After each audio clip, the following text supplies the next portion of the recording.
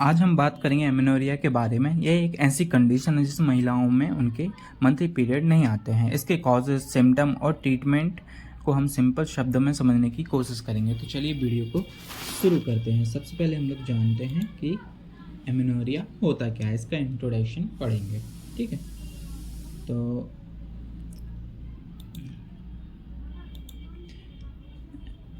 Amenorrhoea is the absence of menstruation period in a woman of reproductive age.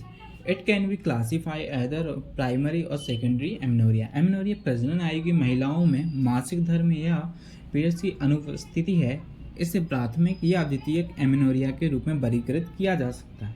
ठीक है, तो puberty के बाद 45 वर्ष की आयु तक महिलाओं में हर माह मेंस्ट्रुएशन साइकिल आता है। यानी कि प्यूबर्टी मतलब 12-13 साल की उम्र से लेकर 45 साल तक की उम्र में महिलाओं में क्या होता है, मेंस्ट्रुएशन साइकिल आता है। इसी मेंस्ट्रुएशंस का फिजिकल, साइकोलॉजिकल या हार्मोनल कारणों की वजह से ना आना एमेनोरिया कहलाता है। कभी कभी जो है फिजिकल या फिर हार्मोनल कोई रीज़न हो जाते हैं या फिर साइकोलॉजिकल माइंड पे कोई प्रेशर रहता है, उसकी वजह से जो है महिलाओं में क्या होता है, पीरियड नहीं आते हैं।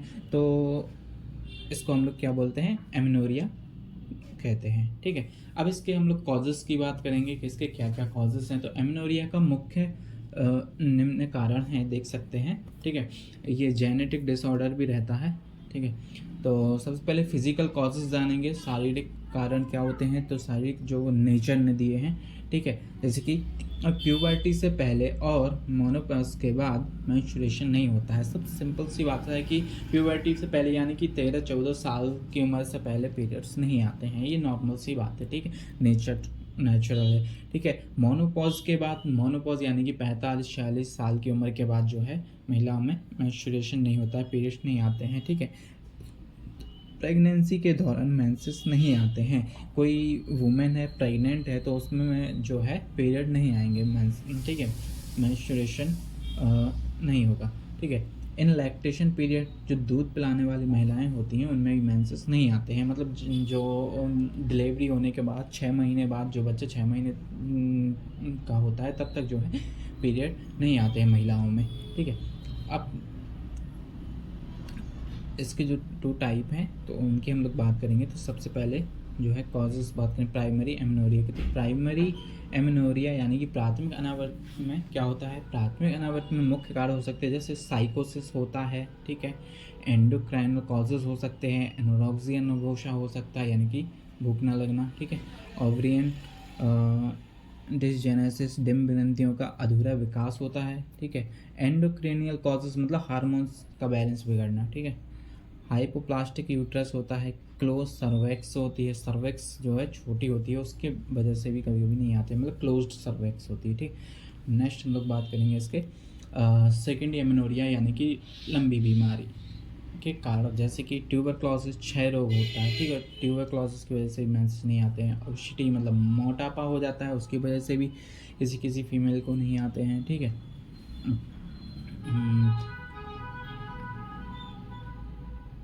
मोटापा होने की वजह से भी मेंसेस नहीं आते हैं। ठीक है, हाइपर एस्ट्रोजेमिनिया यानी कि एस्ट्रोजन हार्मोन्स की अधिकता की वजह से भी नहीं आते हैं। ठीक है, और एनीमिया यानी कि रक्त अल्पता यानी कि खून की कमी की वजह से भी मेंसेस नहीं आते हैं। ठीक है, ये हम लोग पहले ही पढ़ चुके हैं। प्रेगनेंसी के दौरान भी पीरियड नहीं आते हैं या फिर ब्रेस्ट फीडिंग के दौरान भी पीरियड नहीं आते हैं। अब इसके आगे हम लोग बात करेंगे, रोग के मुख्य कारण का पता लगाना आवश्यक है। जब सही निदान हो पाएगा उसका सही ट्रीटमेंट हो पाएगा।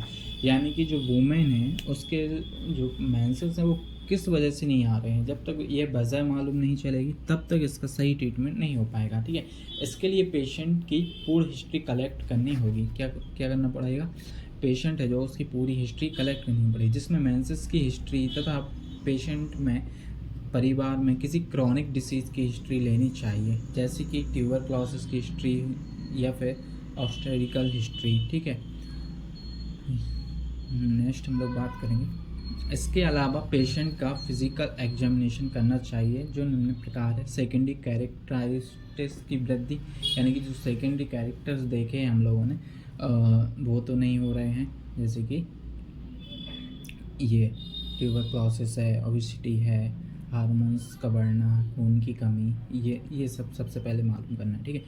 दूसरा जो है वेजाइना तथा ओवरी की एबनॉर्मलिटी का पता लगाना। जो वेजाइना रहती है और ओवरी रहती है उसकी एबनॉर्मलिटी का भी पता लगाना होता है। पेशेंट का ब्लड टेस्ट करवाना होता है जिसमें हीमोग्लोबिन का लेवल चेक करना है, WBC चेक करना है, जिसमें DLC, TLC, ESR आदि की जांच करवानी चाहिए, ठीक है।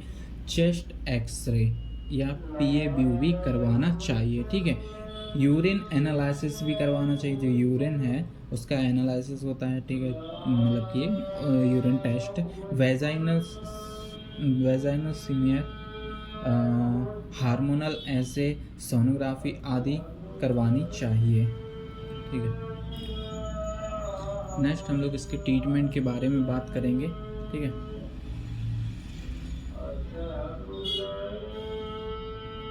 तो एमेनोरिया का ट्रीटमेंट कॉजेज़ के आधार पर किया जाना चाहिए। जैसे कि पेशेंट को यथासंभव शांत और खुश रहना चाहिए। जो पेशेंट है उसको एडवाइस देना चाहिए कि हमेशा हैप्पी रहे, खुश रहने की कोशिश करे, कोई भी स्ट्रेस ना ले, ठीक है। एनोरेक्सिया नर्वोसा तो उसे करेक्ट करना चाहिए। जैसे कि भूख नहीं लगती किसी पेशेंट को तो सबसे पहले उसको करेक्ट किया जाना चाहिए कि भाई खाना खाओ, जो भूख नहीं लग रही है उसका ट्रीटमेंट होगा। अगर ओबेसिटी है तो उसे करेक्ट, अगर मोटापा है किसी फीमेल में तो मोटापा को जो है कम करने की सलाह देनी चाहिए, उसको मोटिवेट करना चाहिए वेट थोड़ा कम करो, ठीक है। एनीमिया है तो उसका उपचार किया जाना चाहिए। अगर खून की कमी है तो कुछ इसका इलाज होगा, ठीक है। इसके लिए वीडियो है मेरे चैनल पर, आप लोग देख सकते हैं। अगर कोई क्रॉनिक डिसीज़ है तो उसका ट्रीटमेंट किया जाना चाहिए। जो लंबे समय से कोई बीमारी चली आ रही बहुत लंबी समय से तो उसका जो है इलाज किया जाना चाहिए। अगर वेजाइनल ओपनिंग प्रॉपर नहीं है तो उसे करेक्ट किया जाना चाहिए, ठीक है। अब हम लोग यहाँ पर टैबलेट की बात करेंगे, ठीक है। उपयुक्त सभी ट्रीटमेंट करवाने के बाद भी पेशेंट को कोऑपरेशन करना होता है कि वो कोऑपरेट करे, ठीक है। अगर पेशेंट कोऑपरेट नहीं कर पाता तो उसे जनरल मेडिकल प्रैक्टिशनर को शुरुआती लेवल पर निम्न दवाई दे सकते हैं। और जैसे कि नीचे आप लोग देख सकते हैं कि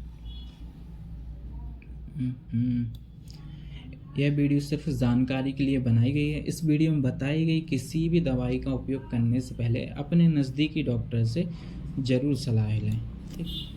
तो टैबलेट फोल्यूटल 10 mg 2 गोली रात को सोते समय 10 दिनों तक दे सकते हैं, ठीक है। अगर ट्रीटमेंट लेने के 7 दिन बाद ही मेंसेस स्टार्ट नहीं हुआ तो प्रेगनेंसी टेस्ट नेगेटिव शो होता है तो टैबलेट और ऑर्गिलोटिन 1 टैबलेट रात को 20 दिनों तक देनी चाहिए, ठीक।